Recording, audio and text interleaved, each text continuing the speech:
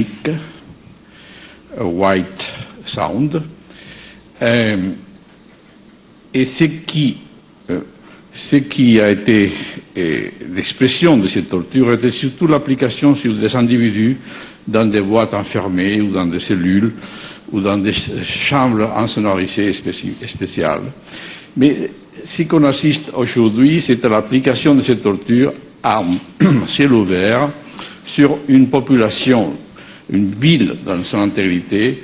On pourrait dire que les spécialistes dans cette torture sont en train de faire une expérience. Comment cette technique provoque ce qu'on cherche, c'est-à-dire l'instabilité et l'incertitude sur la personne qui est la cible de cette torture.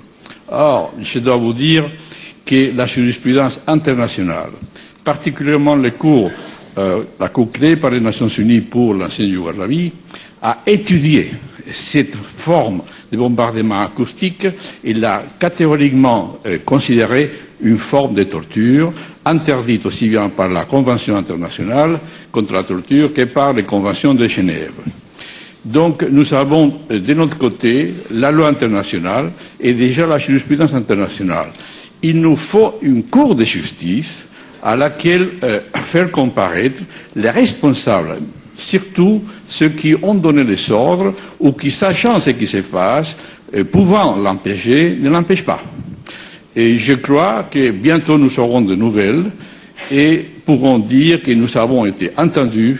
Et une première cour de justice va ouvrir une enquête judiciaire pour exiger la responsabilité à cette personne qui ont donné ou permis cette manière de torturer les habitants d'Assar.